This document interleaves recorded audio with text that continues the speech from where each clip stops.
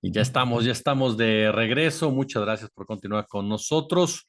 Oigan, a ver, este tema de María Amparo Casar, sinceramente, a mí me parece que si se comienza a jalar más de los hilos, no es solamente un asunto de pensiones, ¿eh? No es solamente un asunto de torcer la ley para justificar ciertas cosas.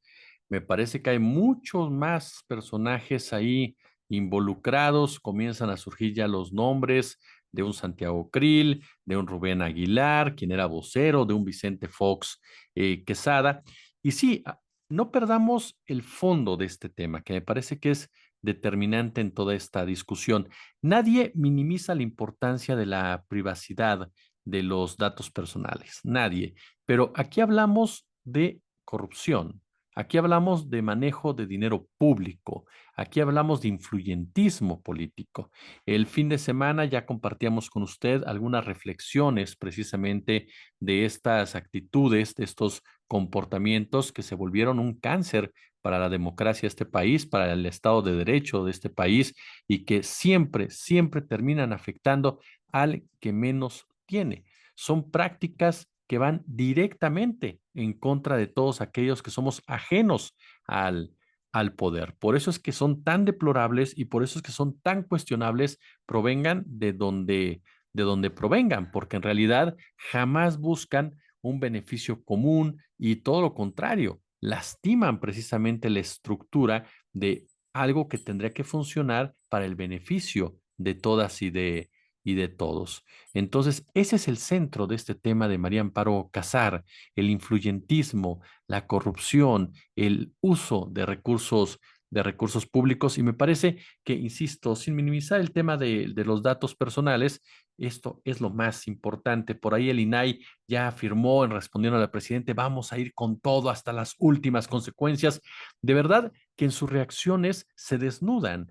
Esta reacción del INAI jamás la habíamos visto con ningún tema, perdónenme. A lo mejor estoy muy mal informado, ¿no? Pero yo no recuerdo un solo caso en donde el INAI se levantara de esa manera y confrontara así al presidente de la República diciéndole, esto va a llegar hasta sus últimas consecuencias. ¿Por qué lo hace? ¿Por la indignación ciudadana? Perdón, la mayoría de la gente está a favor que se investigue a María Amparo Casar. La mayoría de la gente está a favor de que se hayan dado a conocer esos datos que están vinculados con la investigación y que son de interés público. ¿A favor de la ley? ¿De verdad?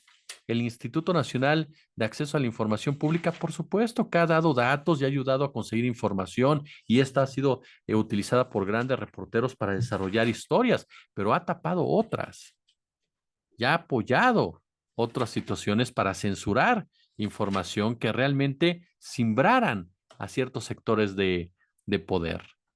Entonces, ha jugado mucho esta moral salinista, ¿no? De que te suelto aquí, pero te amarro acá, te doy por acá, pero escondo por acá, ¿no? Entonces, juego mucho con eso. Otorgo lo que me conviene en un momento dado o lo que no va a afectar tanto, pero mantengo lejos del escrutinio lo que sí podría generarle algún daño a mis verdaderos jefes, a mis verdaderos patrones. Esta reacción del INAI solamente confirma su vínculo con María Amparo Casar, sus compromisos que siguen con este discurso de rasco mi espalda y tú rascas, yo rasco tu espalda y tú rascas la mía, y que es parte esencial de toda esta investigación.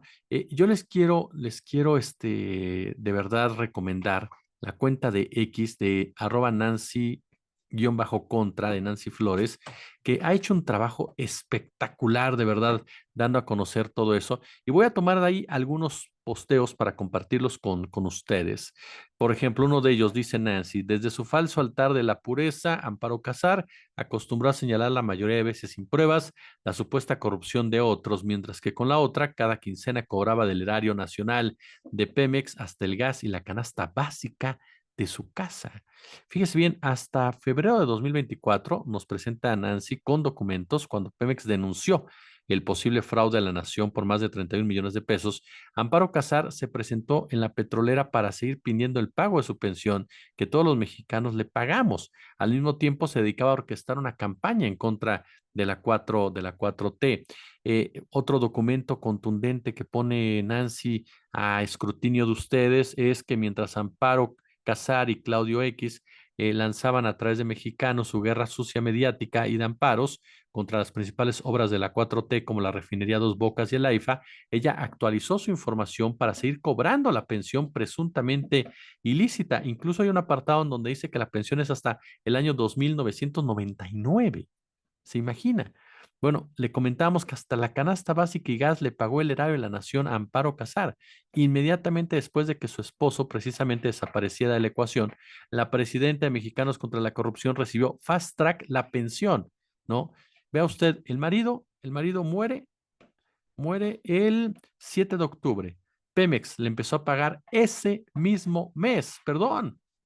¿Dónde hemos visto eso? Yo conozco a varias viudas de Pemex y a mí lo que me comentaron es que pues no se les pagaba con tanta celeridad y no son estos montos, ¿no? Por ejemplo, ahora, ya se ha investigado la muerte del esposo de Amparo Casar dentro de un expediente de corrupción de los hijos de Marta Sagún. Hablamos de los hermanos Briviesca, ¿no? De los hermanos Briviesca, que es importante destacarlo, por supuesto, ¿no? Porque ojo con este punto.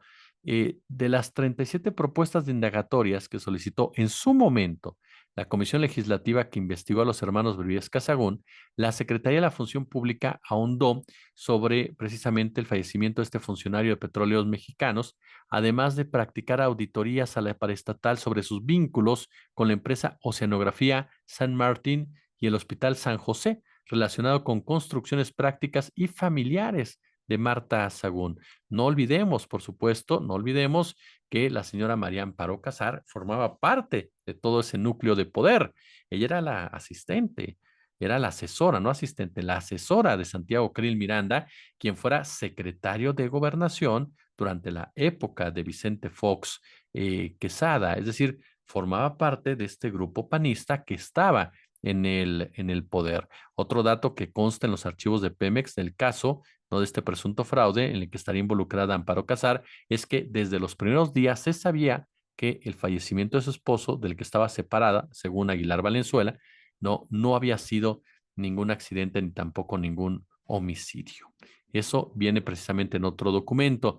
No, Ricardo Rafael, quien ha respaldado, ¿no? Quien ha respaldado la versión de María Amparo Casar, pásale Luca, que había respaldado la versión de María Amparo Casar, pues también presentó ya documentos en los cuales pues afirma que se está asegurando que son accidentes. Sin embargo, ya saben cómo es de protagonista. Sin embargo, me parece que están, si los contrastamos, que eso va a ser muy interesante, si se contrastan estos que está sacando el gobierno federal son los documentos que realmente dicen existieron. Los otros serían documentos truqueados. Ahora, ojo con este detalle. La versión del accidente del esposo de Amparo Casar fue promovida nada más ni nada menos que por el hermano de quien fuera vocero presidencial de Vicente Fox, de Rubén Aguilar. La declaración de Octavio Aguilar Valenzuela, entonces directivo de Pemex, también revela que el esposo de Casar se le contrató por amiguismo. Y vuelvo a lo mismo, toda la red, ¿se da cuenta? Eran parte del gobierno que estaba en el poder, eran parte del gobierno de Vicente Fox Quesada. Entonces, esta indignación por parte de los abajo firmantes, por parte de medios, el tema de los datos privados, ante esto desmerece, tantita vergüenza. No importa si eres morenista o no eres morenista, no importa si estás a favor de López Obrador o en contra. Hay que exigir combatir la corrupción. Y habrá quien me diga, es que no puedes combatirla si desde el Estado institucionalmente se violentan. Ese es un cuento chino que existe desde hace años y que muchas veces lo que hace es inhabilitar que se cumpla la ley. ¿Por qué? Porque el sistema de justicia está hecho para que no se castigue la corrupción. Entonces, al momento de que tú tratas de hacerlo de cierta forma, no pasa absolutamente nada e impacta más cuando se da a conocer de esta manera. ¿No es la mejor? No, no es la mejor. Definitivamente no, pero es la que hay. Y en esta discusión hay que discernir qué es lo más importante en definitiva, ¿no?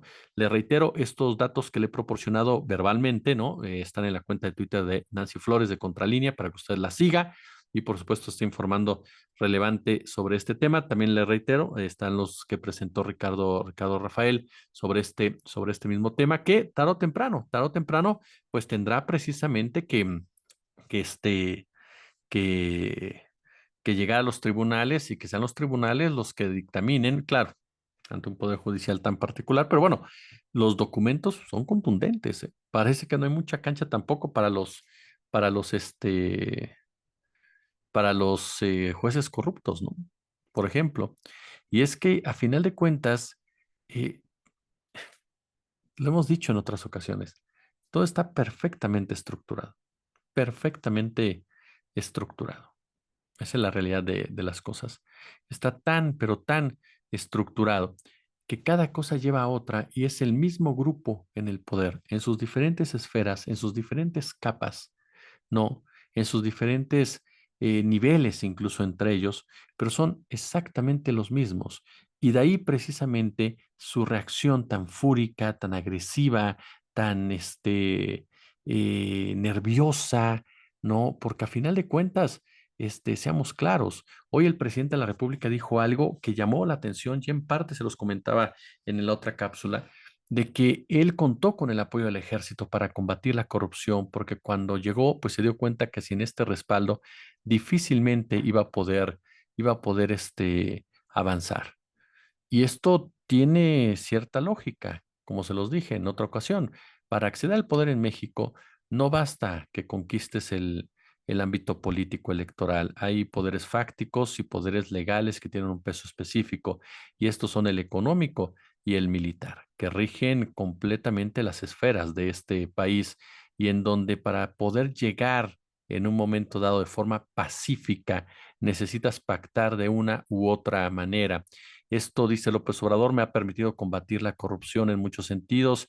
Yo se los comentaba hace un momento, para mí incluso se evitaron acciones de golpes de Estado como tal, pero también ha tenido sus lados oscuros. El no poder avanzar más en el caso de Yotzinapa, que siempre será un pendiente enorme del propio presidente de la República, a pesar de los avances, por supuesto que se ha dado, pero ese puntualismo en defender al ejército fue algo que denostó en muchos sentidos y lo confrontó con las personas que han estado luchando para conocer la verdad y que con López Obrador tienen enemigos políticos en común, como es todos los creadores de esta verdad histórica y todos los responsables criminales de ese crimen de Estado. Pero fue parte de ese pacto que tarde o temprano tendremos que analizar más a fondo y tendremos que estudiar más a fondo para saber los pros y los contras y que nos lleva siempre a esa pregunta del pragmatismo político y hasta dónde puedes llegar. Yo soy de la idea que puedes llegar mientras no comprometas tu integridad y no comprometas muchas veces el fondo de lo que realmente quieres hacer, porque como les he dicho en otras ocasiones, la finalidad política es y la finalidad de tus actos es realmente lo que importa, no la interpretación de los demás o no lo que se parezca, sino lo que realmente es, tanto en el aspecto positivo como en el aspecto eh, negativo. Y así nos damos cuenta de la dimensión de la corrupción, la dimensión de un sistema tan corrupto, tan podrido, que a final de cuentas la corrupción se ha normalizado tanto que se volvió parte esencial del ejercicio de gobierno, del crecimiento económico, del control, de la muerte, como una forma de someter a la ciudadanía. Y ante eso se tuvo que topar a Andrés Manuel López Obrador al inicio de su sexenio y casi ya terminando.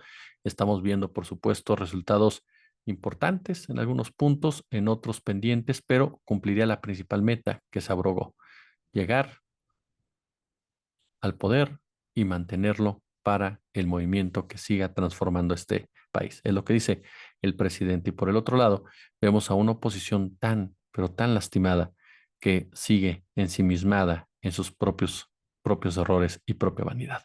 Yo, como siempre, les agradezco por su atención. Como siempre, un gusto, como siempre, un placer. Les agradezco de verdad que lo likeen. Si les gustó, compártanlo. Les reitero, según lo que nos ha dicho YouTube, esto de que ustedes le den, me den me gusta, lo compartan, lo comenten, nos ayuda muchísimo, muchísimo, porque eso permite que YouTube lo recomiende a más personas y llegue a más gente nuestro contenido de nuestra comunidad. Suscríbanse, denle a la campanita, activen las notificaciones de YouTube también. Si hay chance, super chat, super gracias. Yo por lo pronto les agradezco por su atención y como siempre un gusto, como siempre un placer.